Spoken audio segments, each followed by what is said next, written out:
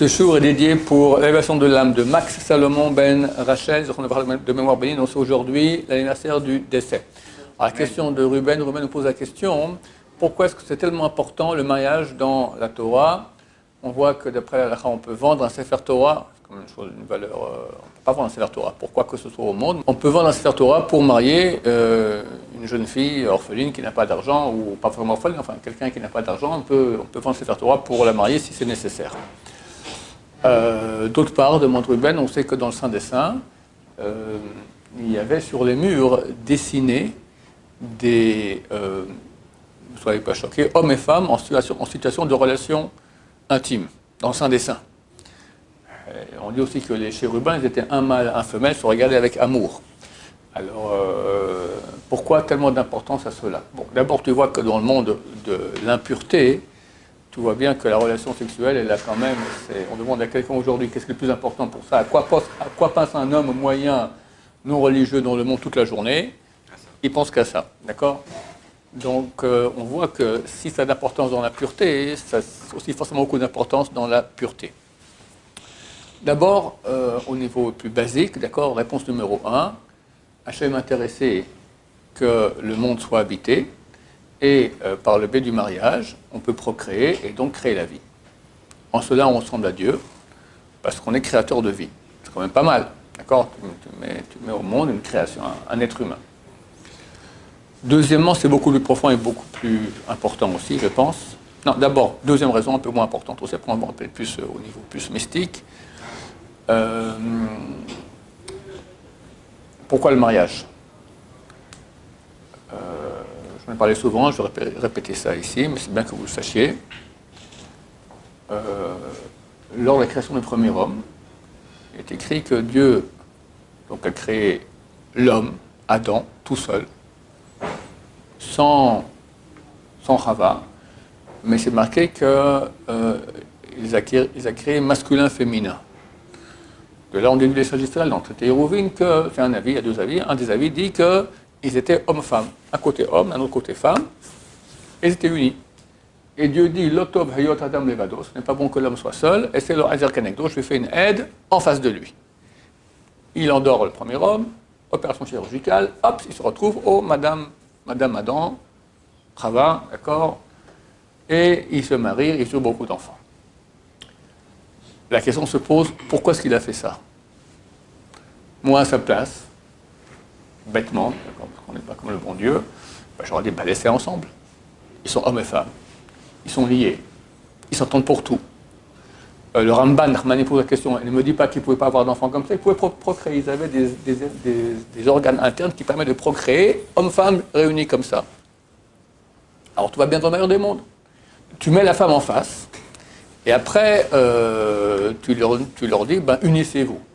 Et là encore, pour Adam, c'est simple, parce qu'il est en face de lui, c'est vrai qu'il a essayé, c'est marqué qu'il a essayé tous les animaux, les girafes, les zèbres, les escargots, personne ne s'allait, ouais, c'est marqué. Et bon, c'est pas comme on le comprend, parce que, bon, en tout cas, et seulement quand il y a une relation avec Chava, il dit, ça c'est chair de ma chair, eau de mes os, d'accord? Alors, il a trouvé relativement facilement, d'accord? Mais nous, vas-y, la galère pour trouver maintenant le zivouk, je ne dis pas les gens qui m'écrivent, allez, on a 25 ans, 26 ans, 30 ans, 35, 40, 44, 45, 40, 50, toujours pas mariés. Terrible! Pourquoi tu as fait ça? On serait nés hommes-femmes ensemble, voilà, on fait des petits-enfants qui sont hommes-femmes ensemble, on a 7 milliards d'habitants hommes-femmes ensemble, et tout va très bien, on part en mariage, pas besoin de claquer 30 000 euros. Bon, Covid, maintenant, ça a baissé quand même les prix, mais avant, 30 000 euros pour un mariage. Et Shlom Bayit parfait. Jamais elle dit je vais aller chez ma mère, lui dit non, genre on va chez ma mère. On est le même corps. Tu as déjà vu ma main droite qui se bagarre contre la main gauche? On était unis. Ça allait très très bien. Pourquoi Dieu nous rend dans cette galère d'avoir la femme en face? Et plus que cela, c'est marqué Ezer Kenegdo, une aide, Kenegdo en face de lui. Mais Keneged, on peut comprendre aussi contre lui. Et les sages d'Israël ont dit s'il mérite, elle sera une aide, s'il ne mérite pas, elle sera contre lui. Et je te dis pas les problèmes de Shlom Bayit, où la personne que l'homme est le plus au monde, c'est sa femme, et la personne que la femme est le plus au monde, c'est son mari, ou ex-mari, ou en voie de divorce, ou qu'est-ce que j'en sais. Terrible, terrible, terrible. Pourquoi il a fait ça? Laisse-les ensemble. Réponse, c'est écrit dans le verset. Lotov eyot Adam levado. Et là, on aura la réponse numéro 2. Pourquoi c'est tellement important le mariage? Dieu ne nous a pas amenés dans ce monde pour qu'on s'amuse, on fasse du business, on crève et on remonte là-haut. Il y avait un but. Le but est qu'on devienne à l'image de Dieu. Qu'on devienne des dieux nous-mêmes. Quand on fait une mitzvah, on se sanctifie, on reçoit des parties divines en nous qui font qu'à la fin, on devient divin.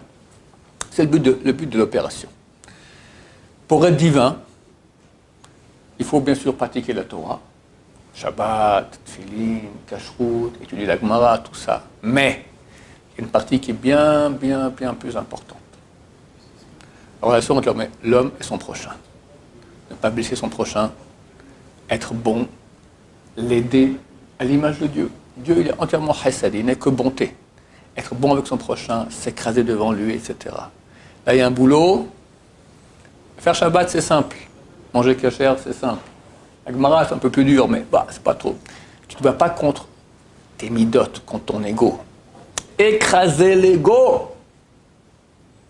Alors, quand c'est écraser l'ego avec un copain à l'Yeshiva, c'est encore facile, parce qu'on s'écrase un peu, puis ça va pas, on change de chambre. Mais quand tu es marié avec une femme, d'abord elle est femme, et toi tu es homme. Voilà, rien à voir. Tu réfléchis comme ça, réfléchis comme ça. Il y a un non-juif qui a écrit un bouquin, j'ai oublié son nom, mais le nom du bouquin, je me souviens, s'appelle « Les hommes viennent de Mars et les femmes de Vénus ».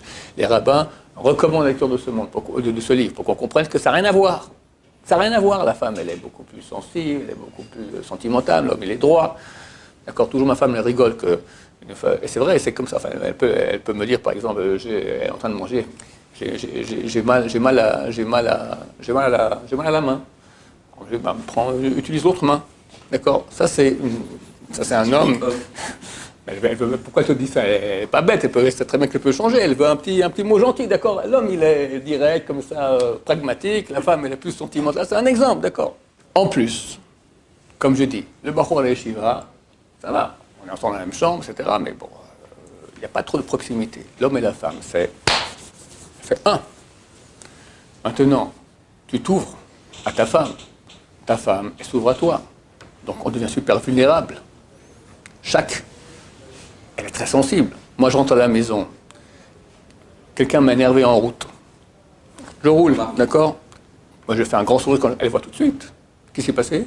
Il y a un problème. Tout de suite! Donc, elle est très sensible. Et toi, tu es très sensible aussi. D'accord? Elle te fait un peu la tête. Tu n'es pas content. Qu'est-ce qui se passe? Donc, les chances que ça part en cacahuète, elles sont énormes. Donc, pour pas que ça parte en cacahuète, il y a un travail à faire sur soi énorme. C'est ce qui est dans le verset, ça c'est la raison du mariage. Lotov eyot Adam levado. Ce n'est pas tov que l'homme soit seul. Il ne va pas devenir tov. Tov, c'est quoi? Bon. Parce qu'il vit avec son homme-femme réunis comme ça. Et ils s'entendent très bien. Et tout va très bien, je n'ai pas des efforts à faire. Je reste avec mon ego, le même tordu que j'ai été toujours. Et on fera beaucoup d'enfants. Tu me diras maintenant, alors il y a 7 milliards d'habitants sur la planète Terre, il y a bien un homme-femme qui vient de dire « Rends-moi service », je dirais « Pourquoi tu veux me voir moi? Va voir un autre, on est 7 milliards, d'accord? Je n'ai pas d'obligation à travailler sur moi. » Donc, Hachem a créé maintenant un être qui est chair de ma chair, eau de mes os, me le met en face de moi, et là tu es obligé. Ou tu donnes à ta femme tout ce qu'elle a besoin, ou elle va te flinguer. Ou tu t'écrases, ou ça va être terrible, terrible. Il n'y a pas pire malédiction sur quelqu'un, prendre une chambite. Aujourd'hui, c'est la bérésina, d'accord? Et aujourd'hui, où il n'y a plus d'éducation, et si on éduque les gens avec Internet, avec le sexe et la violence, et l'ego, toi, mange bien, vis bien, dors bien, éclate-toi bien, ce qui est important dans la vie, c'est toi, avant tout. C'est ça l'éducation qu'on entend dans la rue. Tout d'un coup, le mariage te dit exactement inverser le discours. Toi, tu t'écrases, que elle. Et j'existe, il y a des limites. Non, monsieur. Non, monsieur. Je ne dis pas qu'il faut toujours dire oui. On dit oui, on dit qu'on va attendre un peu, après on s'explique, on regarde. Mais pas quand c'est l'ego qui s'exprime. Bon, je ne vais pas te faire un cours de chambite maintenant, d'accord? Mais quand c'est l'ego qui s'exprime, c'est la fin des haricots. Ça ne marche pas, parce que ton ego s'exprime, son ego aussi s'exprime. Et ça devient la cage aux fauves. La cage aux fauves, il se dévore. Maintenant, Pourquoi Dieu a créé cela? Pour qu'on devienne tov, t'apprennes à t'écraser, t'apprennes à supporter, t'apprennes à donner, t'apprennes à dire des compliments, à des mots d'estime, pas à faire de remarques, etc. Ça, c'est un travail qui te rend divin. Raison encore dernière, plus profonde, mystique. Dans Hachem aussi, il y a, on va pour être plus précis, dans le dévoilement d'Hachem qu'il a de lui-même vers nous. Donc il y a Hachem, il se dévoile avec son nom, Yud Ke Vav Ke, il se dévoile avec 10 axes de conduite vers nous, et tous sont séparés entre masculin et féminin. Dans le nom de Dieu, Yud c'est masculin, le Hei c'est féminin, le Vav c'est masculin, le Hei c'est féminin.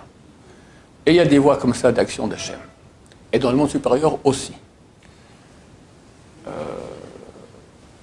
Il y a, on peut dire, des unions entre les mondes masculins et féminins qui produisent la vie.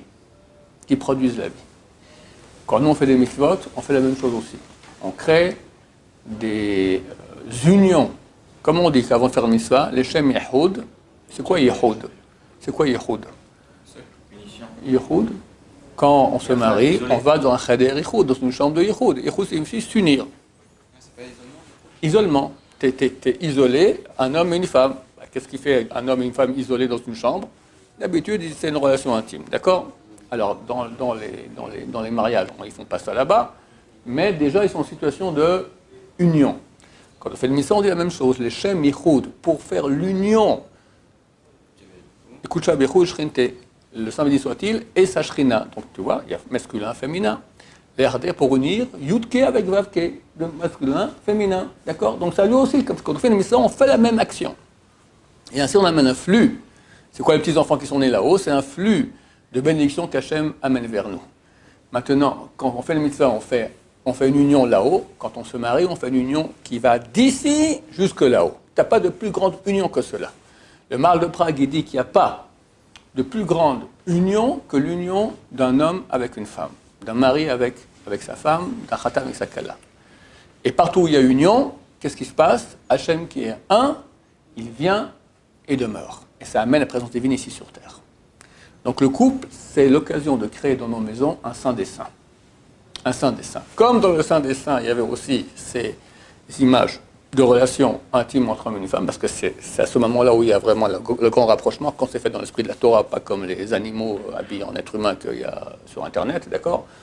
Je parle maintenant en sainteté, c'est l'union, c'est la sainteté, c'est un flux de sainteté énorme qui vient ici. C'est ça que le Cantique des Cantiques? Exactement. Rabbi Akiva il a dit, si tous les livres sont saints, le Cantique des Cantiques, c'est le saint des saints. Et tu dis ça, c'est à la limite érotique, d'accord? Mais c'est une très grande sainteté, parce qu'on parle maintenant d'union. Ça parle de façon allégorique, c'est l'histoire d'amour entre un homme et une femme, et c'est une allégorie sur l'amour de Dieu avec Am Israël. Mais c'est même union aussi. Am Israël, c'est la Shrina. Nous, oui, Shirachirim, Cantique, oui, Shirachirim. La présence divine réside parmi nous, Am Israël. Et Dieu, donc, nous, on est au féminin, et Dieu est au masculin. Et il y a une union comme ça qui a lieu. Et c'est ça le saint des saints. Si tous les livres, donc les 24 livres de la Bible sont saints, le Cantique des Cantiques Shirachirim, c'est le saint des saints. Histoire d'amour entre un homme et une femme. Donc c'est certain que le mariage, c'est l'occasion extraordinaire, soit d'aller en enfer, parce que c'est terrible, si ça ne marche pas, si on ne sait pas s'écraser, travailler son ego, ou de créer chez soi le saint des saints, être à l'image de Dieu, vraiment. Vraiment. C'est pour ça que lorsqu'un mari, il se marie avec une femme, il lui dit « Are atme kudeshetli » tu m'es sanctifié. C'est un acte de sanctification. C'est énorme. Tu as la présence divine, tu rends saint. C'est très très haut, le plus haut qu'il puisse y avoir. Baruch Adonai, l'olam, amen, amen.